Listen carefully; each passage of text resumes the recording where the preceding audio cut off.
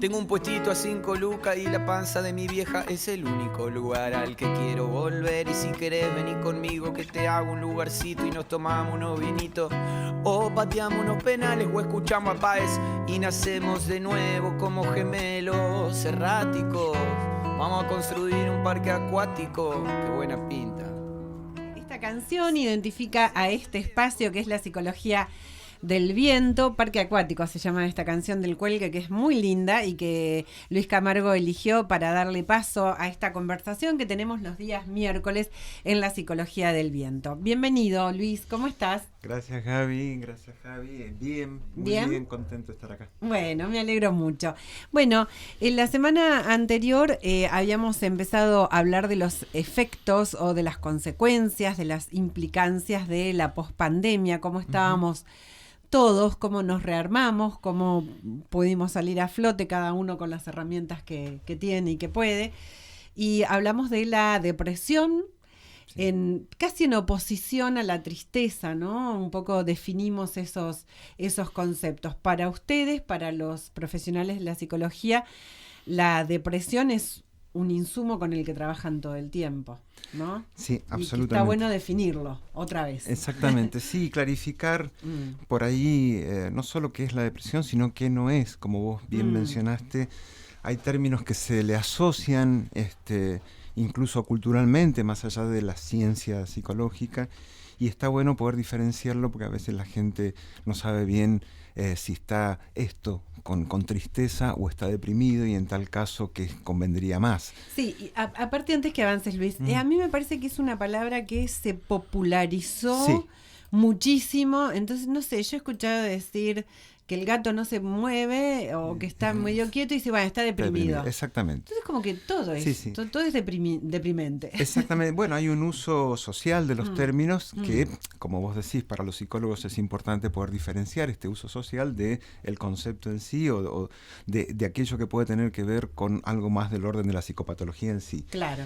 En general, digamos, aquellos términos que pueden estar asociados a la depresión, vos dijiste uno, la tristeza, los duelos, uno cuando está en duelo se suele decir que está deprimido, la melancolía, un término que después vamos a trabajar un poquito mejor, que también se asocia a la depresión, e incluso términos que son casi o pueden parecer opuestos a la depresión, como la manía, y que quizás no lo es tanto. Pero digamos, son todos digamos, ideas, conceptos que en todo caso tienen algo en común, que es la relación con la pérdida, con algo que se pierde, con algo del orden de el vacío. Como vos decías recién, la pandemia creo que nos puso digamos, nos puso enfrente de este tipo de patologías más que otras en términos de salud mental, y realmente se notó que hubo un incremento muy importante. Lo primero que hay que decir es que afecta, como decíamos en algún momento, a una cantidad muy grande de personas. La OMS determina que más de 300 millones de personas en el mundo padecen algún tipo de trastorno depresivo, y que son la tercera y cuarta causa de incapacidad en el mundo, ¿sí? O sea que es un tema grave, importante. ¿Cómo define la OMS la depresión? Como una enfermedad, en principio. Es una enfermedad. Es una enfermedad. Claro. Caracterizada por una tristeza persistente, fíjate que ahí ya está el término tristeza, y por la pérdida del interés en las actividades con las que habitualmente uno se mueve,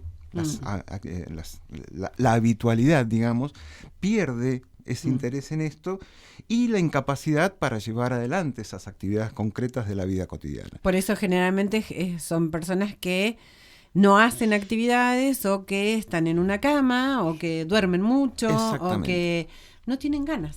Bien, ahí está una de las claves. Uno podría decir que la depresión es un trastorno de ánimo muy asociado al deseo. Es un trastorno del deseo. Lo que queda profundamente afectado en la depresión es el deseo.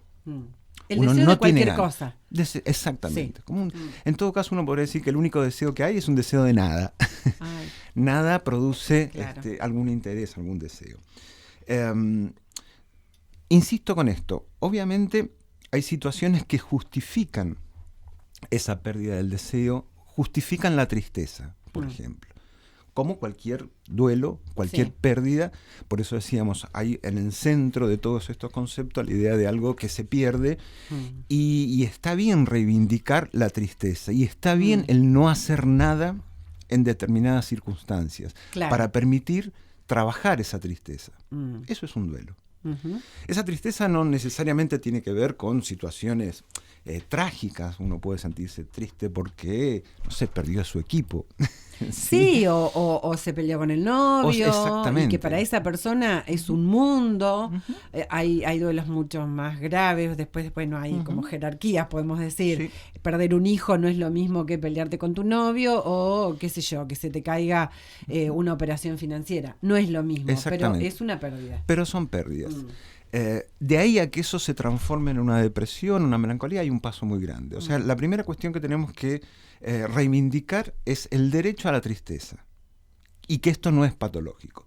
Un duelo no es patológico. Un duelo es un proceso saludable que necesitamos. Los psicoanalistas decimos, nuestra energía psíquica en general se divide en dos. Una energía que nosotros ponemos en el afuera, la libido la ponemos en el afuera, en los objetos, y una libido que ponemos en nosotros mismos, en el yo, en el narcisismo. Cuando se pierde ese objeto que está afuera, al cual habíamos depositado un quantum muy importante de libido, esa libido queda suelta, digamos, por decirlo muy metafóricamente, y necesita volver al yo, para después poder hacer otro trabajo. Ese es el trabajo de un duelo. Esa vuelta a la libido para después... ¿Cómo se puede contrarrestar esto? Primero, en principio, diferenciar esto. En un duelo, el tiempo lo contrarresta, digamos, porque es un proceso. Se necesita ese tiempo para que la libido vuelva al yo y pueda volver a depositarse en nuevos objetos. Esto es más claro cuando, esa pérdida tiene que ver, por ejemplo, con una muerte. Digamos. Sí. Es necesario que esa muerte se transforme en un recuerdo, no algo que nos está afectando permanentemente. ¿Y la melancolía también es parte de una patología? Melancolía, sí. La melancolía es la patología más grave referida a esto de la pérdida. Uno en la melancolía ya rompe prácticamente la relación con el mundo. Hay algo del orden de lo inmundo, digamos, perder el vínculo con el mundo, con la suma de algo que en las depresiones no está tan fuerte, y que es el autorreproche, el darse con un caño, pero ya está de una manera delirante. ¿Sí? Hay una pérdida absoluta de interés, digamos, hay una especie de alienación en la pulsión de muerte, una especie de invasión absoluta de la pulsión de muerte que hace que el sujeto se sienta realmente un objeto, la peor basura del mundo, incluso hasta de modo delirante. Por eso es tan grave la melancolía, que la melancolía sí puede llevar a la muerte. El otro día hablábamos de una película. Sí. Las Horas, Virginia Woolf sufría de una melancolía, ya era más que una depresión. Claro. Y eso puede llevar al suicidio. Claro, pensé que la melancolía era como un estadio de quedarse en algunas cosas, es que en algunos recuerdos. La melancolía, estás melancólica, como que, te quedaste en esa foto, en ese momento. No. Esa es la versión romántica de la melancolía. Claro. Y que la asociamos todo con... ¿sí? La versión, o mejor dicho, la concepción psicopatológica de la melancolía tiene que ver con una enfermedad grave. No tiene nada de romanticismo, no es para nada romántico. Horrible, claro. Es horrible, ¿sí? Y insisto con esto, es una invasión muy fuerte de la pulsión de muerte. Flaubert decía, cuidado con la tristeza porque es un vicio, puede convertirse en un vicio. Claro. Ese punto donde aquello que nos hace mal se transforma en algo que nos consume. Un vicio siempre es algo que nos consume. Sí. En este sentido nos consume la pulsión de muerte. Recién estabas hablando de lo que es el duelo, ¿no? ¿Es muy importante realizar el duelo ante una pérdida?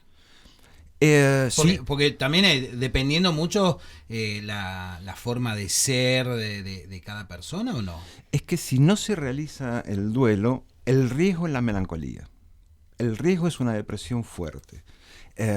Es absolutamente necesario hacer ese duelo.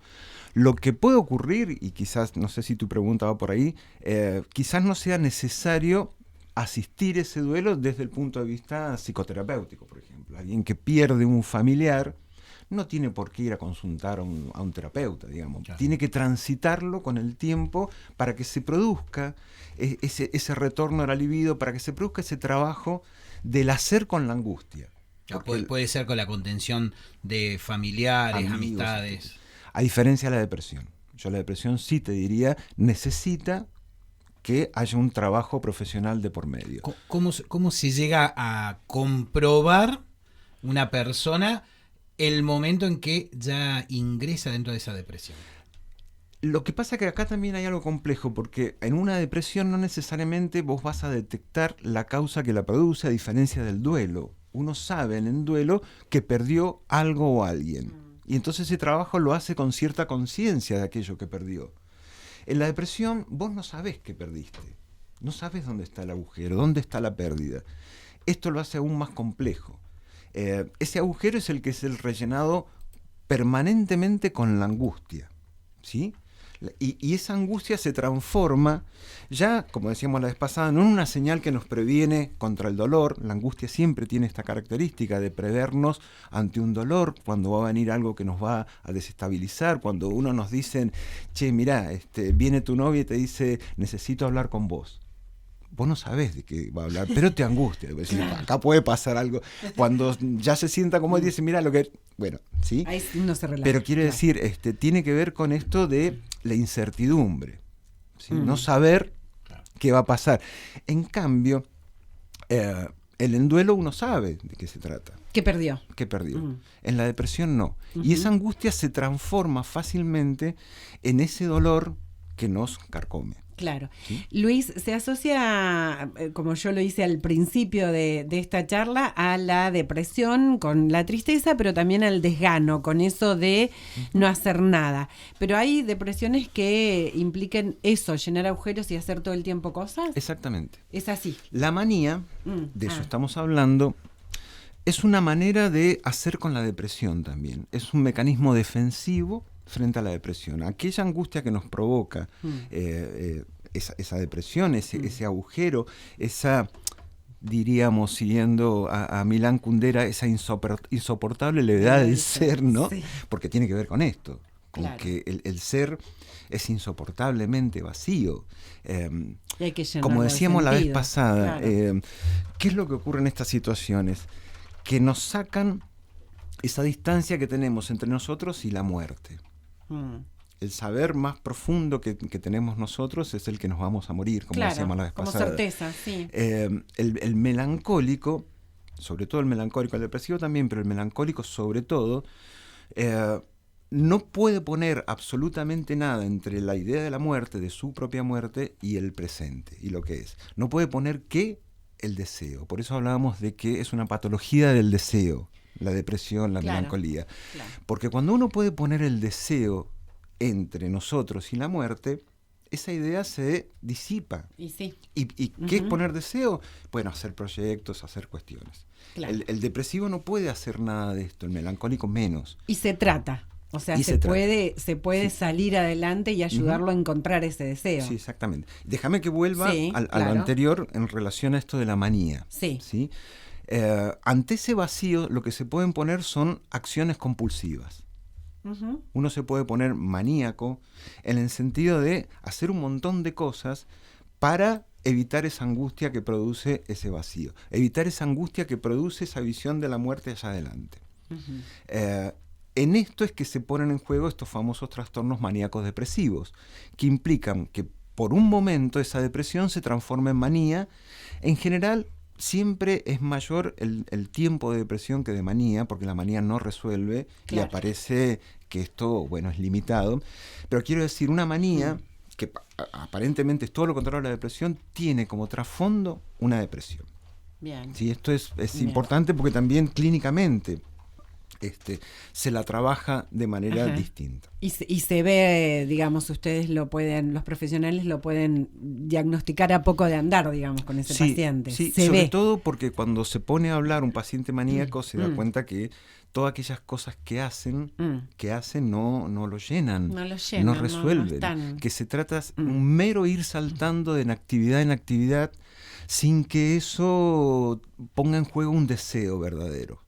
Son actings, decimos nosotros, no actividades sostenidas en el deseo. El deseo es otra cosa. ¿Sí? Sí, hay que ver cuántas personas encuentran en su razón de vida ese deseo, ¿no? Porque yo creo que, no sé, el 70, el 80%, no sé cuánto, pero mucha gente se levanta todos los días, va a trabajar en el mismo lugar, con la misma gente, que tal vez le parece gris o le parece que no le llena. ¿Y dónde encuentra ese deseo? En placer, en los pequeños placeres de esa vida.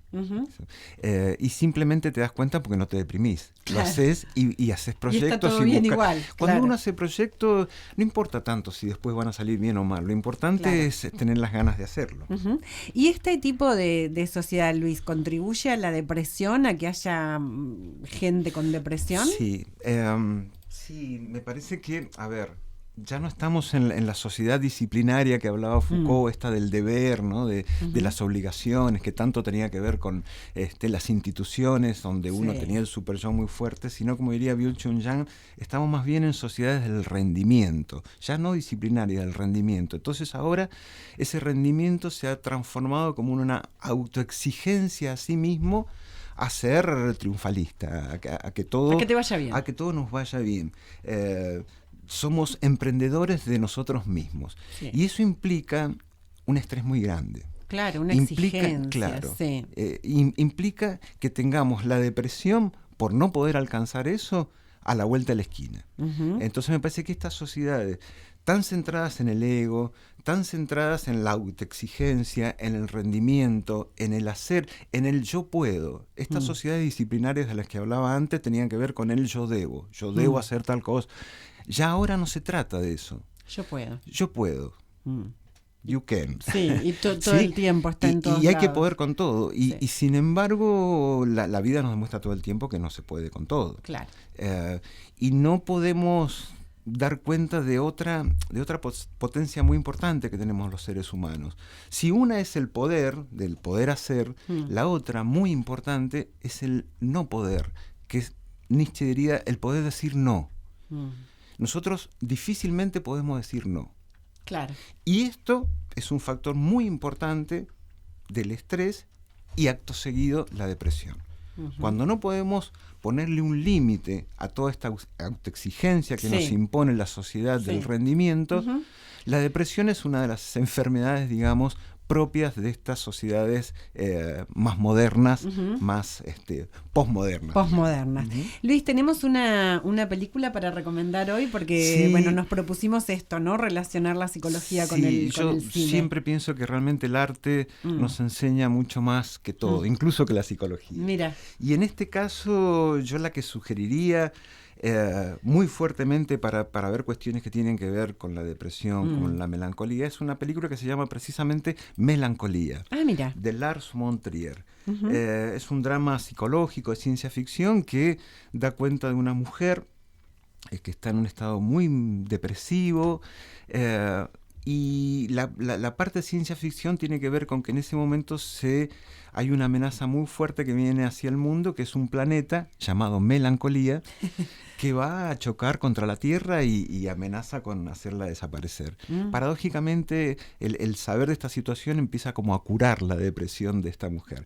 Pero es muy interesante porque muestra lo que le pasa a un depresivo, pero también cómo reacciona el entorno ante esto que le pasa, porque este es el otro tema importante. El entorno. Lars von Trier tiene una trilogía de la depresión muy interesante, es un autor un cineasta que yo recomiendo muchísimo, que es Anticristo, Sí. Melancolía y Ninfomanía. Son 3 películas difíciles, Bueno. muy densas, pero Melancolía sobre todo la sugiero muchísimo porque cuenta muy bien aquello que le pasa a una persona en estado de depresión. Bien.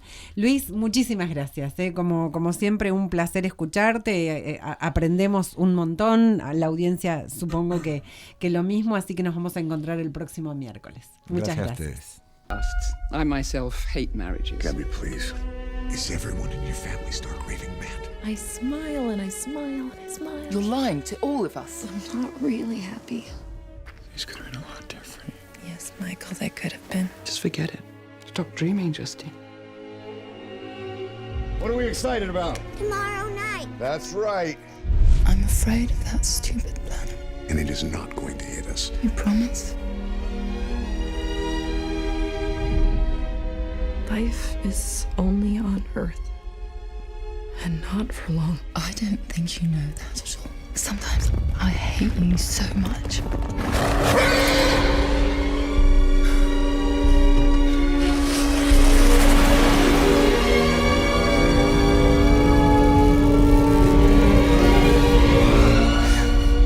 Help me, Justine. I want to do this the right way. I'm afraid that the planet will hit us anyway.